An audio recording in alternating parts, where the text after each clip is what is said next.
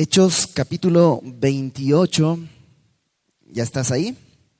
Ok, vamos a, como siempre, orar para poner este tiempo en manos de Dios. Señor, gracias por tu palabra, gracias por este viaje a lo largo del libro de Hechos, Señor, que el día de hoy podemos concluir. Queremos rogarte que tú nos hables, que nos muestres en nuestro corazón, Señor, nuestras intenciones, que las saques a la luz, Señor, que reveles nuestra naturaleza. Pero también, Señor, que seas tú quien vende nuestras heridas, quien traiga convicción de pecado, pero que también a través de tu palabra nos traigas la convicción de tu amor. Que tu benignidad, Señor, nos guíe al arrepentimiento. Que tu palabra revele a nuestro corazón tu presencia, tu luz, y que de esa manera, Señor, podamos tener una vida transformada para glorificarte. Todo, Señor, lo ponemos delante de ti para tu gloria, Padre, por los méritos de nuestro Salvador. Amén. Hechos capítulo 28.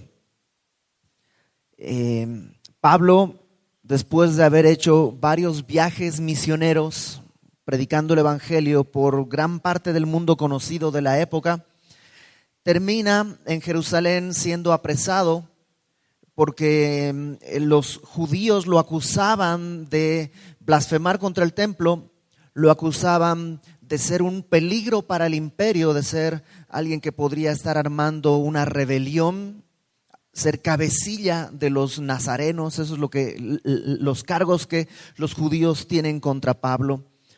Los romanos lo rescatan porque Pablo lo iban a matar a golpes. El centurión romano lo rescata y luego lo manda con el gobernador en la provincia de Judea, en la ciudad de Cesarea, ahí en la costa. Y ahí está Pablo 2 años. Después de 2 años hay un nuevo juicio, y al ver que no avanza el juicio, no pasa nada, no hay ninguna luz al final de ese túnel, y probablemente, yo creo por también consejo de nuestro Señor mismo, Pablo decide apelar al César. Pablo, como ciudadano romano, tenía derecho a que si alguna autoridad la juzgaba incompetente para llevar a cabo su juicio, podía apelar a Roma. Y entonces Pablo apela a César para ser enviado a Roma y entonces allá ser juzgado. Entonces esta es la condición de Pablo. Pablo está preso, pero no tiene condena. Y no tiene condena porque tampoco tiene cargos claros contra él. Todos los juicios que se le hicieron terminan diciendo no hay nada de qué acusar a este hombre, pero lo tienen preso.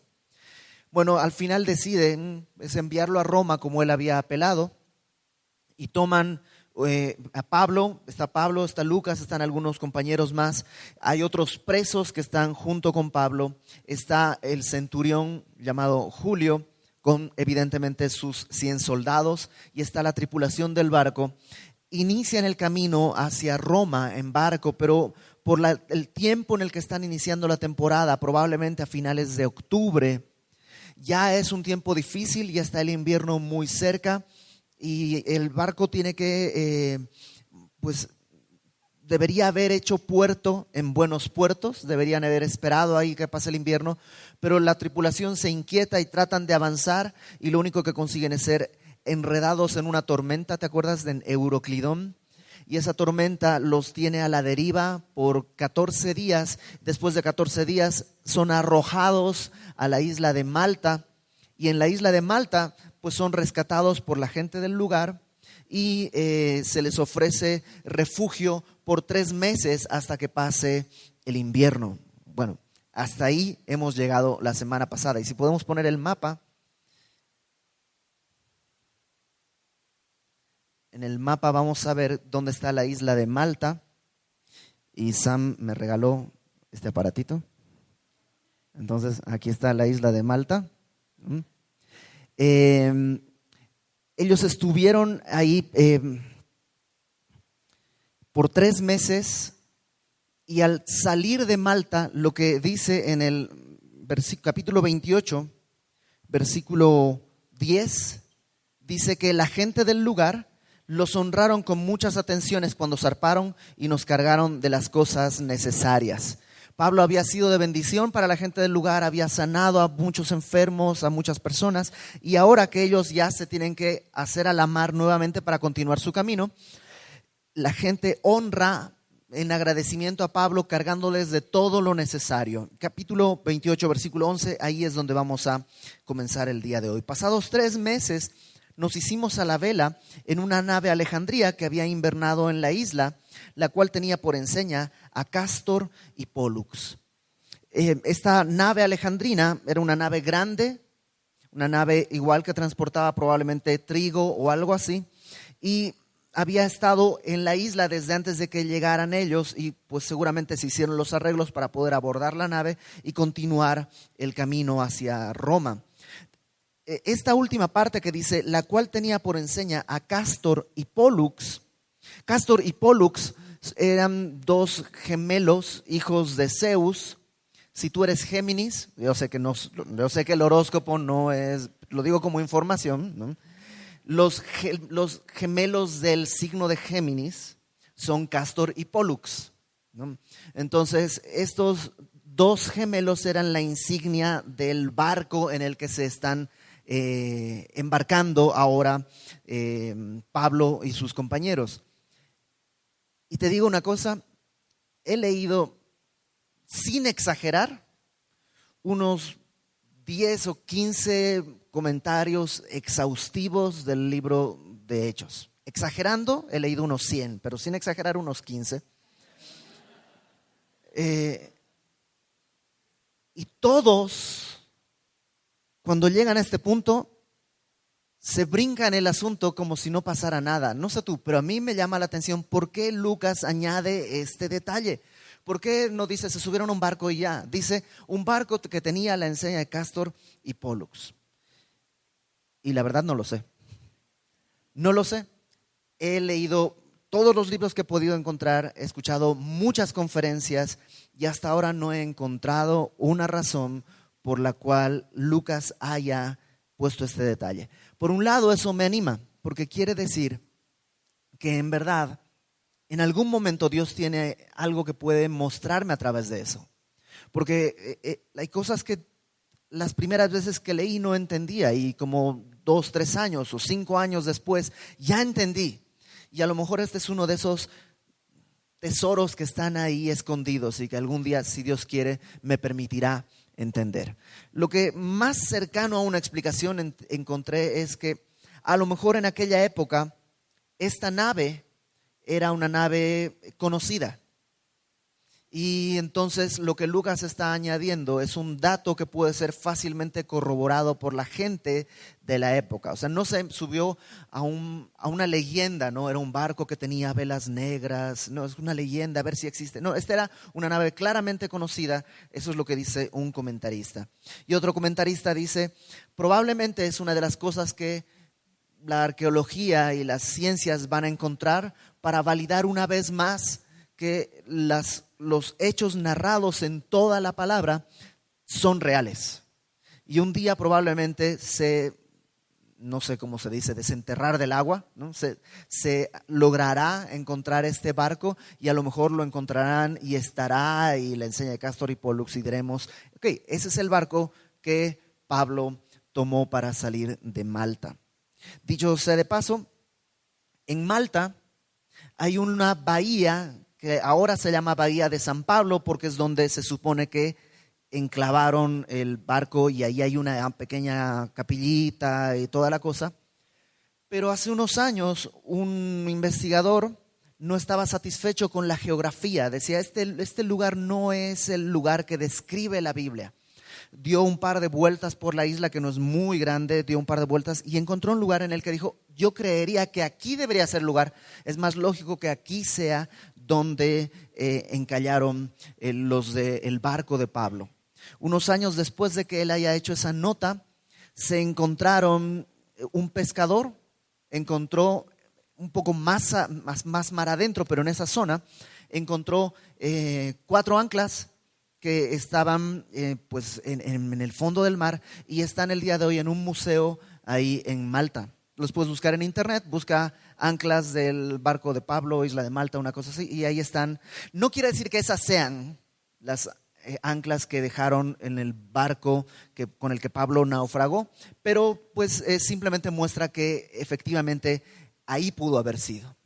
Ok, sigamos adelante. Están ahí, se suben a este barco que tiene por enseña a Cástor y Pólux, y llegados a Siracusa estuvimos allí 3 días. Si podemos poner el mapa, Siracusa es una pequeña ciudad que está en el balón, ¿no? Ya saben que Italia es como una bota y esto es como un balón. Ahí está Siracusa. De ahí van a ir a Reggio, que está ya en la puntita de la bota, y luego de ahí ya van hasta Puteoli, que es un puerto que está ya dentro de lo que sería ya Italia central. Nos dice verso 13: de allí costeando alrededor llegamos a Reggio, y otro día después, soplando viento del sur, llegamos el segundo día a Puteoli, donde habiendo hallado hermanos nos rogaron que nos quedásemos con ellos 7 días y luego fuimos a Roma, de donde oyendo de nosotros los hermanos salieron a recibirnos hasta el foro de Apio y las 3 tabernas. Y al verlos Pablo dio gracias a Dios y cobró aliento. Esto es interesante porque llegan a Puteoli y ahí se quedan, dice, 7 días. ¿Por qué se quedan 7 días ahí? Porque los hermanos evidentemente está hablando de cristianos que vivían ahí, le rogaron a Pablo, por favor, quédate. Ten en cuenta que Pablo nunca ha ido a Roma, es decir, como cristiano nunca ha asistido a Roma. Y probablemente ya habían leído y era conocido por la carta que él había escrito a los romanos. Ahora ponte en el lugar de Julio. Julio es el centurión, el que está encargado de la seguridad de Pablo y los otros presos. Y Julio, pues ya ha visto que Pablo es especial. Ya ha visto que tiene sabiduría. Ya ha visto que a través de su mano se sanan personas. Ya ha visto que una víbora lo puede morder, pero no cae muerto. Y ahora llega junto con Pablo a un lugar y gente que no conoce físicamente a Pablo le ruega, por favor, quédate con nosotros, los vamos a atender, descansen. No sé si te ha pasado, pero la iglesia es así. La próxima semana cumplimos 1 año de reunirnos en domingos aquí. 1 año. Próxima semana no te pierdas porque vamos a tener un tiempo especial de alabanza y vamos a tener pastelito y toda la cosa. Cumplimos 1 año. Desde que comenzamos a venir realmente tenemos 1 año y medio porque comenzamos a venir en diciembre. La verdad, cuando llegamos no conocíamos a nadie. Pero desde el primer día fue como, ok, esto es casa. Desde el primer día fue como llegar a un lugar donde nunca habías estado, pero sabías que pertenecías.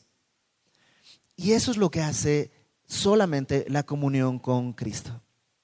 La comunión con Cristo nos hace vivir de esa manera. Entonces yo imagino a Julio pensando, ¿quién es este hombre? ¿Por qué actúa? ¿Por qué lo reciben de esa manera? Y ahí están diciéndole, por favor, quédate, los atienden. Y no solo eso, seguramente está 7 días ahí. Seguramente algunos ese día partieron para Roma. Llegando a Roma se encontraron con otros cristianos y les dijeron, Pablo está aquí cerquita, está en Puteoli.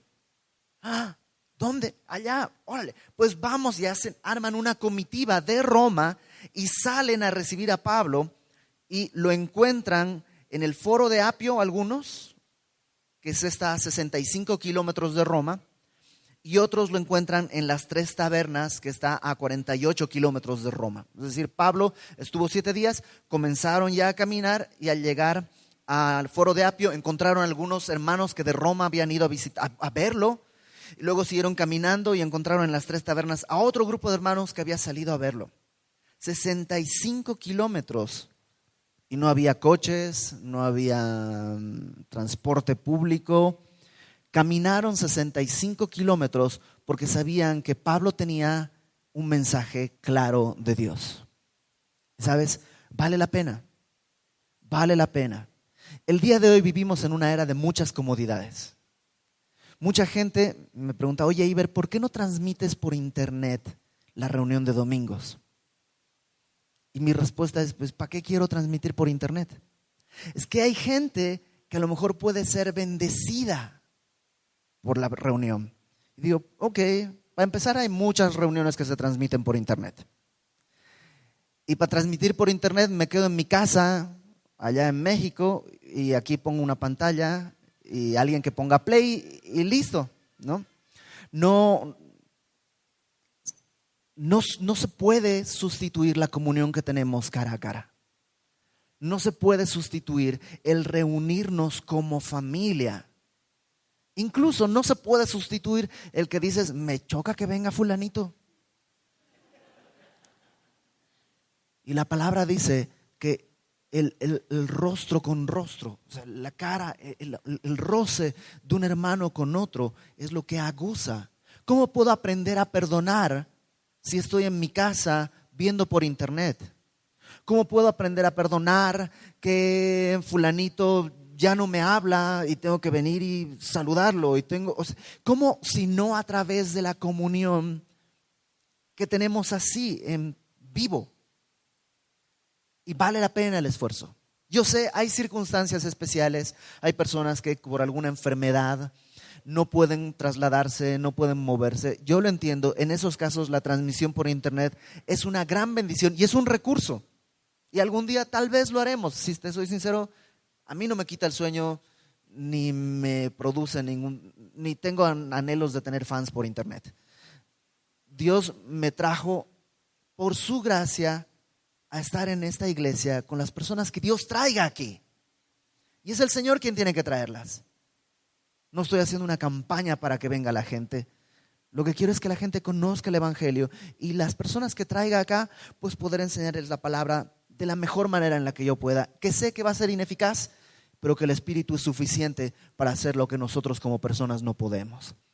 Y aquí lo vemos, ellos caminaron 65 kilómetros, otros, tal vez con menos condición física, solo 48 kilómetros, pero sigue siendo un buen tramo. Y fíjate lo que sucede, al verlos, Pablo dio gracias a Dios y cobró aliento. Te voy a abrir mi corazón, total, ya estamos a un año de conocernos y todo. Ha habido domingos que ha sido difícil, ha habido semanas en que ha sido difícil. Pues tenemos actividades allá entre semana. El sábado pues todavía tenemos actividades. Yo tengo allá trabajo el sábado en la mañana, de 8 de la mañana a 2 de la tarde. Todavía estoy en el Instituto Bíblico dando clases. Después de eso pues comemos lo que se puede a toda velocidad para subirnos al coche y tomar carretera. Y la verdad ha sido en algunos domingos bastante complicado. Dios ha permitido a lo largo de este año, y yo en este sentido, en verdad, a nombre de mi familia, yo quiero agradecer a la iglesia que nos permite estar acá, porque ha sido una bendición para mi familia, para mi esposa y para mí, estas horas en carretera. Eso que te digo que sucede en la iglesia, sucede también en chiquito en la familia, y roces, y el rostro con el rostro, y se aguza, y ha sido una bendición, pero ha sido difícil algunas veces. ¿Sabes cuándo eso que es difícil se derrite y queda el oro que había debajo? Cuando es domingo, viene la hora de la reunión y puedes ver a los hermanos venir a adorar a Dios. Dices, valió la pena. Valió la pena. Valió la pena. Y cobras ánimo para volver al día siguiente o la semana siguiente o cuando sea. Y Pablo eso es. Pablo había tenido un tiempo difícil. Acaba de vivir un naufragio, acaba de ser picado por una serpiente, un tiempo difícil, está preso yendo a Roma, pero cuando se encuentra con la iglesia, dice, dio gracias a Dios y cobró aliento. No cambies la comunión de la iglesia por otras cosas, no cambies la comunión de la iglesia. Verso 16, cuando llegamos a Roma, el centurión entregó los presos al prefecto militar, pero a Pablo se le permitió vivir aparte con un soldado que le custodiase. Julio habrá creído. Estoy seguro que Pablo le predicó el evangelio. ¿Habrá creído? No lo sabemos, no lo sabemos. Pero al llegar a Roma, entrega a todos los presos al prefecto militar para la cárcel, pero a Pablo dice, no, este lo vamos a mandar a una casa aparte con un soldado que le custodiase. ¿Pero solo un soldado para custodiarle? Sí, no se escapa. O sea, es un hombre de carácter. Además que Pablo no tenía una condena, estaba yendo a ser enjuiciado, entonces por eso no podía ser tratado como un condenado. Verso 17. Aconteció que 3 días después, ¿sabes? Si este libro fuera escrito por una mente humana, hubiera terminado diciendo: Pablo llegó y todos los romanos comprendieron que era inocente. Le pidieron perdón, lo dejaron libre y vivió feliz para siempre. Sí, o sea, sería el final perfecto para este libro tan bonito. Pero el final, yo creo que lo que hace es mostrarnos que Pablo era una persona normal, con luchas, con pecado, como tú y como yo. Porque en esta última parte yo veo a Pablo una vez más en su carne. Y pues otra vez, mucha gente no estará de acuerdo conmigo, está bien, tienen derecho a estar equivocados. Pero yo creo que Pablo aquí está en su carne. Fíjate, 3 días después de que llegó, Pablo convocó a los principales de los judíos. ¿Quién convocó a quién? Pablo. Ellos no lo llamaron a ver, vamos a ver quién es este. No, Pablo llama a los principales judíos. Es él quien toma la iniciativa. Los llama, dice, a los cuales, luego que estuvieron reunidos, les dijo: yo, varones, hermanos, no habiendo hecho nada contra el pueblo ni contra las costumbres de nuestros padres, he sido entregado preso desde Jerusalén en manos de los romanos. Déjame leértelo como yo creo que pudo haber sido el tono o la actitud que tenía Pablo en este momento. Pablo se presenta, llama a los judíos, los principales de Roma, de la capital del mundo en aquella época. Están enfrente de él los judíos, los principales judíos, y Pablo se presenta y dice: yo, varones hermanos, no habiendo hecho nada contra el pueblo ni contra las costumbres de nuestros padres, he sido entregado preso desde Jerusalén en manos de romanos, ¿no? Los cuales, habiéndome examinado, me querían soltar por no haber en mí ninguna causa de muerte. Pero oponiéndose los judíos, me vi obligado a apelar a César. No porque tenga de qué acusar a mi nación. Así que por esta causa os he llamado para veros y hablaros. Porque por la esperanza de Israel estoy sujeto con esta cadena. O sea, es todo dramático, Pablo. Y se presenta como una víctima. Esto me está pasando y los romanos me querían soltar y los judíos no me dejan. Y eso que yo no tengo nada contra los judíos. Y eso, ya está. Y fíjate, la respuesta es maravillosa. Verso 21. Entonces ellos le dijeron: nosotros ni hemos recibido de Judea cartas acerca de ti, ni ha venido alguno de los hermanos que haya denunciado o hablado algún mal de ti. O sea, básicamente los otros le dicen: ¿quién eres? ¿De qué estás hablando? ¿Sabes? Es probable, y es probable porque yo soy así. Es probable que Pablo a lo largo de todo esto empezó a ponerle demasiada salsa a sus tacos. Empezó a pensar que pues a lo mejor sí era un poquito más importante de lo que debía. Todo se trataba de él. Y Dios permite esta escena porque la gente le dice: no sabemos quién eres. O sea, el imperio es demasiado más grande y hay problemas mucho más importantes que lo que está sucediendo en tu vida. Siempre tendemos a enfocarnos en nosotros. Yo recuerdo, yo toqué violonchelo muchos años en la orquesta de mi colegio y pues terminando de tocar, ¿no? de algún concierto sales y ahí tras bambalinas siempre vienen los otros compañeros y todos, ¿no? Y felicidades, estuvo muy bonito, felicidades, felicidades, felicidades, felicidades. Y como que entras en ese patín de que todos están viniendo a felicitarme. Entonces, quieres ser humilde, ¿no? Oh, gracias, gracias. No, ni lo menciones, no lo digas, no. Pero recuerdo muy bien la escena en la que pues estaba ahí y viene gente, felicidades, gracias, felicidades, gracias. Y se acerca una maestra que yo tenía y me dice, Iber, ¿no has visto a fulanito? Gracias. No, espera, ¿qué? Porque ya entras en el patín de se trata de mí. Y yo imagino a Pablo un poco en ese sentido. Y cuando llega ahí, se encuentra con que, ¿sabes qué, Pablo? No se trataba de ti. Todo esto que viviste no se trataba de ti. Nunca se trató de ti. Dios te quiso usar porque Dios es bueno, pero no se trataba de ti. Tú no eres tan importante. Le dicen, no sabemos quién eres. Nadie ha mandado ni una carta, ni ha venido alguien a acusarte, ni mucho menos. Pero, verso 22, querríamos oír de ti lo que piensas, porque de esta secta del cristianismo nos es notario que en todas partes se habla contra ella. Eso sí hemos oído. Sí queremos saber qué onda con Jesucristo. Eso sí queremos oír. Las cosas siempre se tratan del Señor. Siempre se tratan del Señor. Y así tiene que ser. Yo imagino a Pablo en este momento recibiendo el zape celestial ahí. Fue así como, claro, no se trataba de mí. Se trata de el nombre y la gloria de Cristo. Y yo los reuní para defenderme. O sea, yo los reuní para decirles que soy inocente. ¡Qué ridículo! Debí haberlos reunido para hablarles de Cristo, pero los reuní para hablar de mí.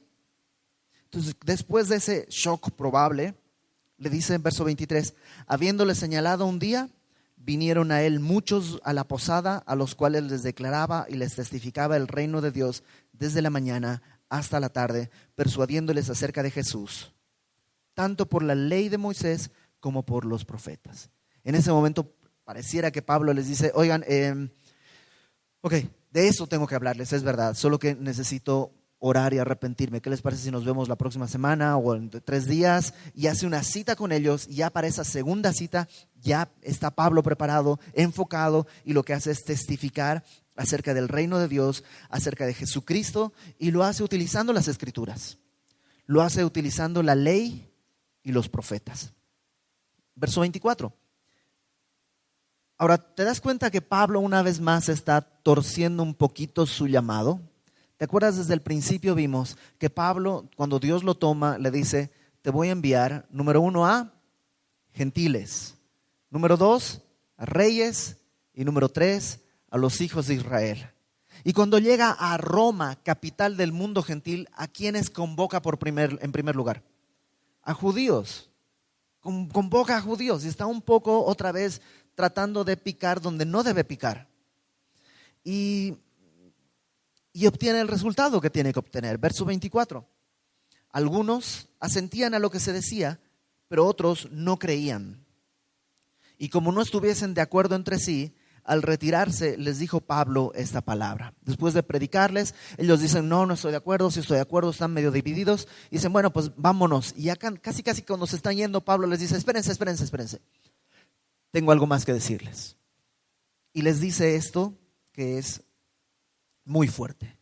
Bien habló el Espíritu Santo por medio del profeta Isaías a nuestros padres, diciendo, y aquí cita a Isaías, capítulo 6, está en Isaías 6.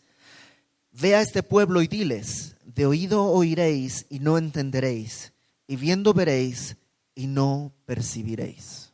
O sea, Pablo dice, se vuelve a repetir la historia. Ya Isaías había dicho que este es el problema del pueblo judío, que oyendo no entienden. La palabra entender ahí es poner dos cosas juntas. En el día de hoy diríamos, estás oyendo y no te cae el 20. O sea, no logras empatar las dos ideas. Y viendo, veis, pero no percibes, no entiendes. O sea, no es falta de evidencia. ¿Cuál es el problema? Si no es falta de evidencia, ¿cuál es el problema? Verso 27, esta es la razón. Porque el corazón de este pueblo se ha engrosado. El corazón se ha hecho duro.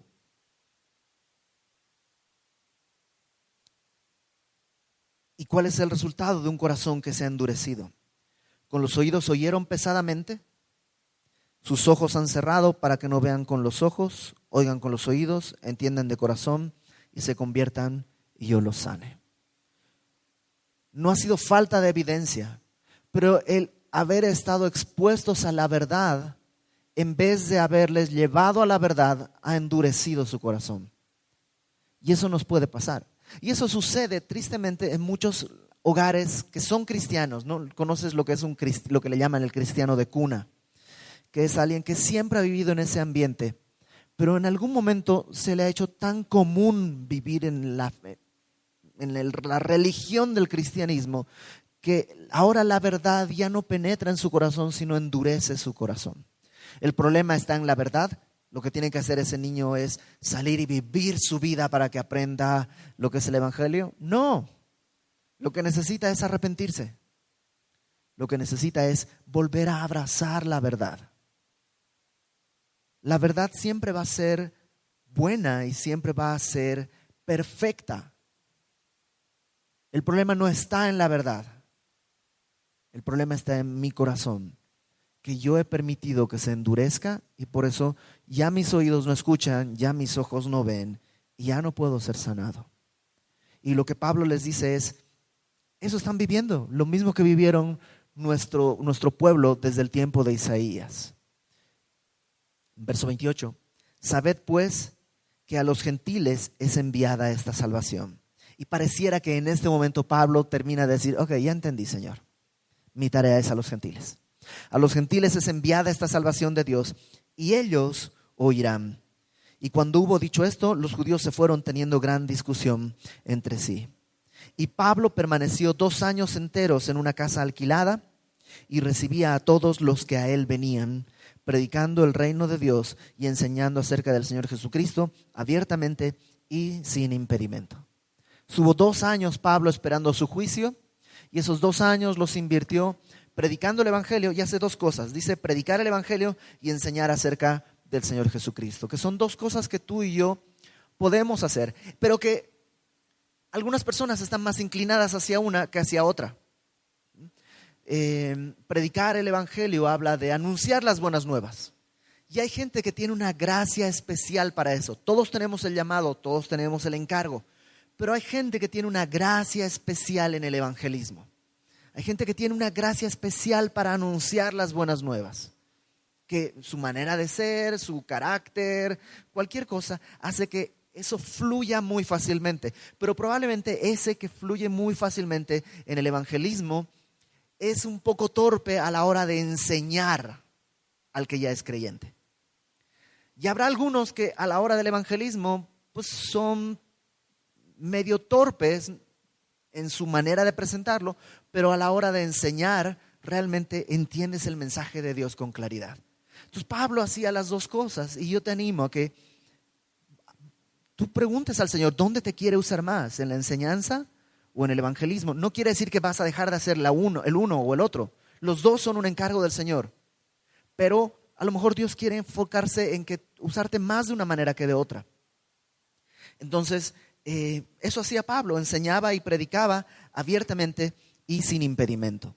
Y si te das cuenta, ahí acaba. Y este libro no tiene una conclusión. O sea, lo lógico sería que Lucas dijera, esto sucedió y lo suscribo para la gloria de Dios en el año de tal, o sea, algo que marcara que terminó. Pareciera como que Lucas estaba escribiendo esto.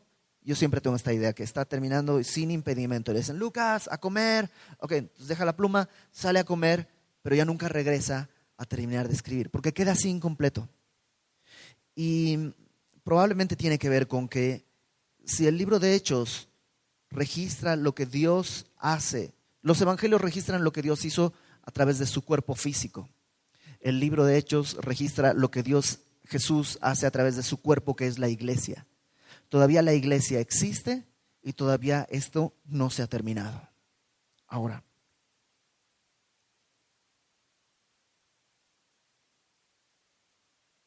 Pablo estuvo 2 años en la cárcel, ahí. Bueno, no en la cárcel, preso en una casa. Y aprovechó ese tiempo para escribir cartas que son de gran bendición para nosotros. Efesios, Colosenses, Filemón, Primera de Timoteo, Tito. Todas esas son cartas que las escribió desde la cárcel, bueno, desde este apresamiento ahí en esa casa. Esto sucede alrededor del año 61. Entre el 61 y el 63 es este primer tiempo en el que Pablo está preso. 61 al 63, más o menos. La tradición nos dice que después de eso salió libre, que estuvo probablemente por Asia, que estuvo a lo mejor en algunas provincias hacia el este de Europa. Algunos historiadores piensan que logró ir a España y algunos incluso piensan que logró ir a Inglaterra. Pero en el año 67, es decir, unos 4 años después de haber sido dejado libre, el emperador Nerón vuelve a tomarlo preso, pero esta vez ya no son los judíos los que lo entregan, sino el imperio quien lo toma preso. Ya lo lleva encarcelado a Roma y en Roma ya está en un calabozo. Cuando tú lees Efesios, estas cartas de su primer apresamiento, se lo ve con esperanza y dice, yo sé que por sus oraciones voy a salir libre. En el último encarcelamiento, Pablo sabe que ahí terminó su carrera. Acompáñame por favor a 2 de Timoteo capítulo 4.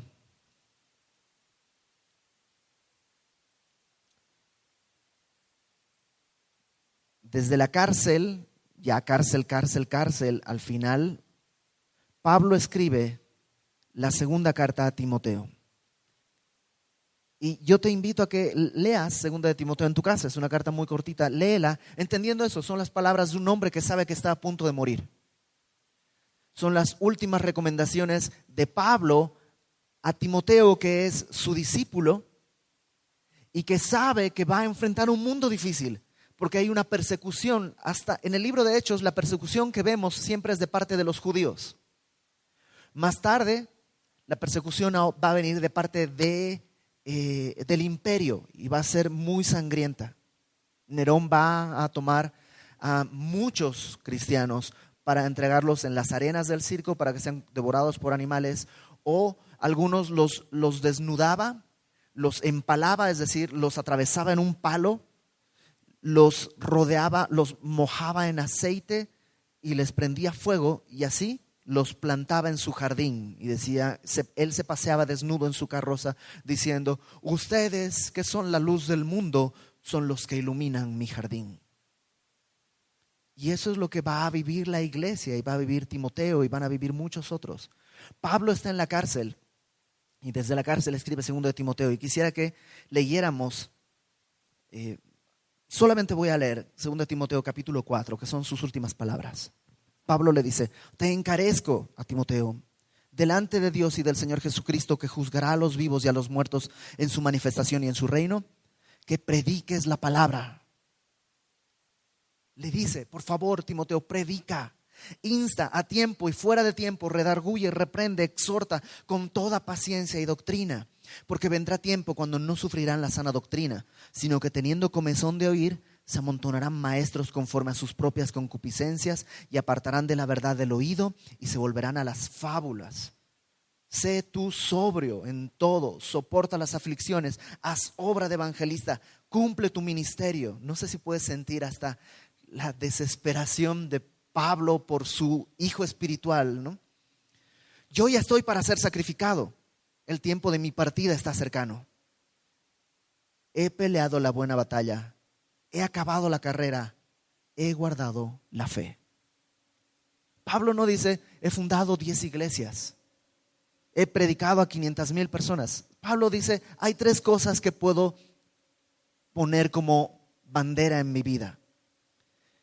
He peleado la buena batalla, he acabado la carrera y he guardado la fe, he perseverado en la fe.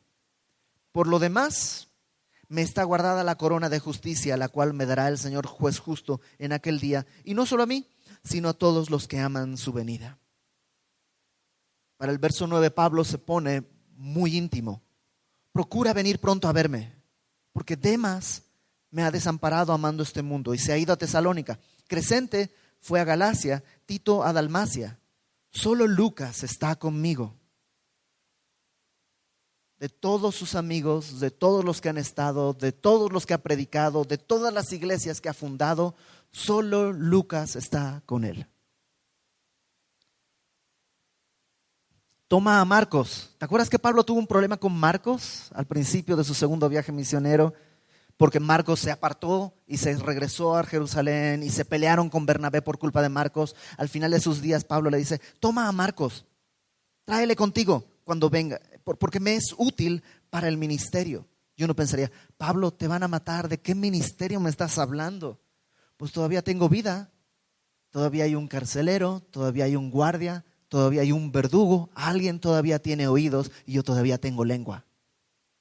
Y tráeme a Marcos, me es útil para el ministerio. A Tíquico lo envía a Éfeso, trae cuando vengas el capote que dejé en Troas. ¿Te acuerdas dónde era Troas? No sé si podemos poner el mapa. Es donde surgen muchas cosas. Troas está aquí. Y en Troas probablemente es donde Pablo es tomado preso. Y lo llevan así, como está vestido, de modo que su capote, su abrigo, se quedó ahí en Troas. Entonces le escribe a Timoteo y le dice, básicamente, tráeme mi abrigo. Tráeme mi abrigo, estoy en un calabozo, está frío. Tráeme mi abrigo. En casa de Carpo. Y los libros, mayormente los pergaminos, tráeme mi Biblia. Alejandro el calderero me ha causado muchos males, el Señor le pague conforme a sus hechos. Guárdate tú también de él, pues en gran manera se ha opuesto a nuestras palabras. En mi primera defensa, cuando me presenté delante del emperador, ninguno estuvo a mi lado, sino que todos me desampararon. No les sea tomado en cuenta. Pero el Señor estuvo a mi lado y me dio fuerzas para que por mí fuese cumplida la predicación y que todos los gentiles oyesen. Así fui librado de la boca del león. ¿Fuiste librado, Pablo? Pero estás en la cárcel y vas a morir. Sí, pero ese no es el león. El león es el que está rondando buscando a quien devorar, tratando de destruir la gloria de Dios. Y dice, Dios me libró. El Señor me librará de toda obra mala, me preservará para su reino celestial. A Él sea la gloria por los siglos de los siglos. Amén. Saluda a Prisca y Aquila. Prisca es Priscila. ¿Te acuerdas sus compañeros? Saluda a Priscila y saluda a Aquila. Y a la casa de Onesíforo. Erasto se quedó en Corinto, a Trófimo dejé enfermo en Mileto. Procura venir antes del invierno. Éubulo te saluda. Pudente, Lino, Claudia, esos nombres son nombres romanos. Entonces ya está hablando de discípulos romanos que conoce a lo mejor ahí de la cárcel. Todos los hermanos, el Señor Jesucristo esté con tu espíritu. La gracia sea con vosotros. Amén. Y al final de sus días, la mayor parte de las iglesias que Pablo había fundado se habían apartado, habían decidido cambiarse a nuevas corrientes, con nuevos superapóstoles, con nuevas doctrinas. Parecería que Pablo había, como dijo Simón Bolívar, ¿no? He arado en el mar. Y parecería que Pablo hizo eso, aró en el mar y no hay nada, no hay fruto. Parecería que no hay nada que al final de su vida pueda decir valió la pena. Pero Pablo no dice que valía la pena por el éxito que tenía. Él resume su vida en esto. He peleado la buena batalla, he acabado la carrera, he guardado la fe. Dios ha sido bueno y Dios ha sido fiel. Déjame terminar con esto. En el versículo